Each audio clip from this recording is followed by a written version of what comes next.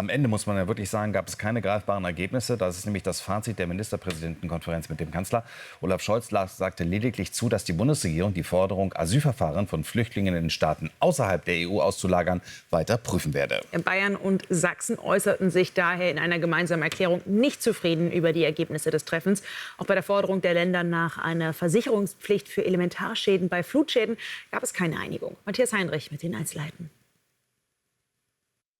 Der afghanische Polizistenmörder aus Mannheim, antisemitische syrische Hetzer auf deutschen Straßen, Vergewaltiger mit Doppelstaatsbürgerschaft. Sie alle sollen zurückgeschickt werden. Darin sind sich Bund und Länder einig. Das Bundesinnenministerium führt dazu intensive Gespräche. Ein konkretes Ergebnis gibt es aber noch nicht.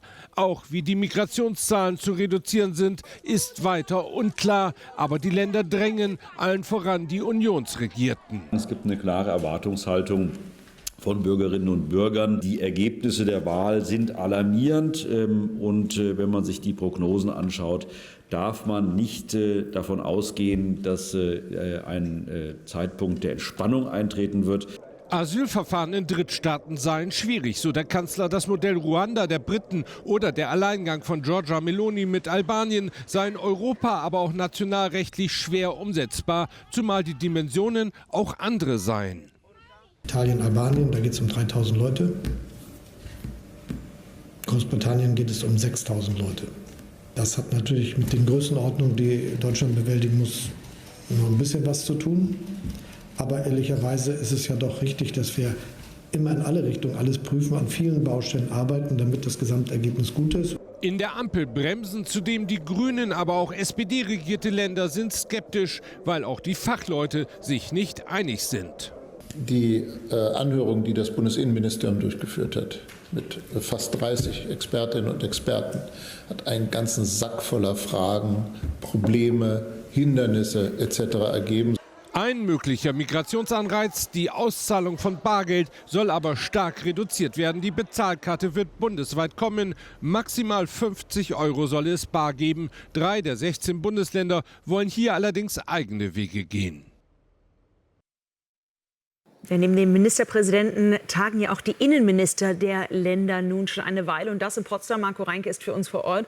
Marco, beides hat Migration zum großen Thema. Das Treffen der Ministerpräsident mit dem Kanzler. Wenn man das jetzt aber schlussendlich bewerten will, dann ist es eher dürftig, oder?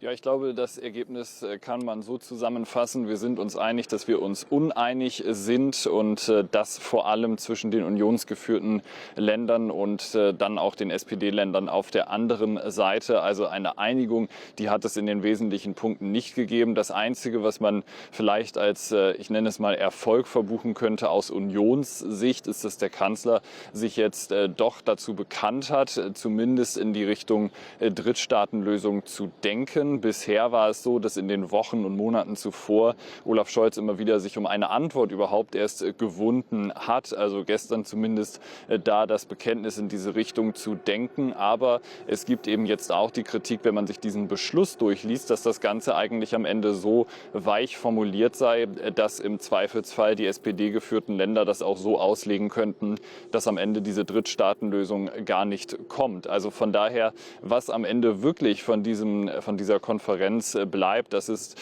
doch mehr als fraglich, zumal man immer sagen muss, dass bei diesen beiden Vorhaben, sowohl die Drittstaatenlösung als auch das Thema Abschiebungen von Straftätern nach Syrien und Afghanistan, immer der Faktor Zeit ein sehr großer ist. Denn da reden wir von mehreren Jahren. Das sind alles keine Lösungen, die kurzfristig umzusetzen sind, die erst noch geprüft und erarbeitet werden müssen. Und das kann sehr, sehr lange dauern. Und dazu noch die Uneinigkeit der Länder. Also große Punkte hat dieses Treffen auf jeden Fall nicht gebracht. Marco, wir werden gleich weiter mit dir über diese Ministerpräsidentenkonferenz mit dem Kanzler sprechen. Aber wir wollen noch auf ein anderes Thema schauen, was nämlich auch besprochen worden ist. Denn auch bei der Forderung der Länder nach einer Versicherungspflicht für Elementarschäden bei Flugschäden gab es keine Einigung. Die Bundesregierung ist nämlich skeptisch. Justizminister Buschmann sagte, Wohnen würde dadurch teurer. Und außerdem befürchtet der FDP-Politiker mehr Bürokratie und haften müsse der Staat trotzdem. Die Bundesregierung schlägt vor, dass die Versicherungen allen Hausbesitzern ein Angebot machen für eine freiwillige Versicherung gegen Sturm- und Flutschäden. Die Länder dagegen, sie sind für eine Versicherungspflicht.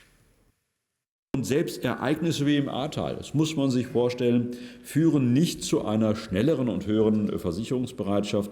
Und deswegen ist aus unserer Sicht, aus Ländersicht, die Debatte über die Pflichtversicherung weiterhin wichtig. Am Ende wird immer die Solidargemeinschaft einspringen. Wir werden die Leute nie alleine lassen, weil wir Politiker sind und keine Versicherungsmakler sind.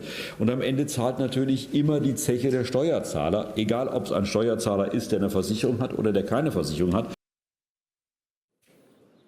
Ja, Marco, da stellt sich ja ganz klar die Frage, und die Kritik von Boris Rhein ist ja deutlich zu hören gewesen. Macht die FDP also mal wieder Klientelpolitik für die Versicherungsbranche?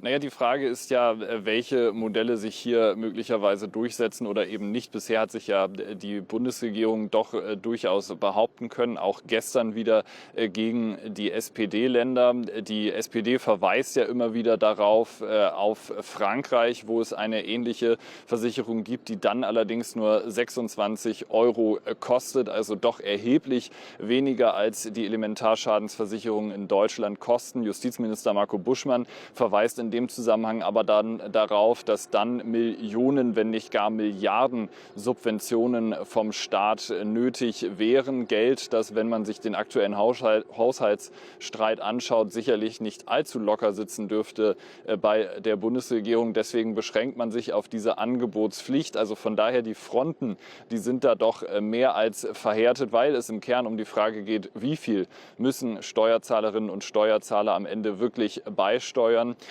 Und da sind die Gräben doch sehr tief. Und eine Einigung, die konnte auch da gestern nicht erzielt werden. Bisher sieht zumindest alles danach aus, als wenn zumindest die Angebotspflicht kommt. Das heißt, die Versicherer, die Versicherungsunternehmen müssen ihren Kunden, müssen den anfragenden Kunden am Ende ein Angebot unterbreiten.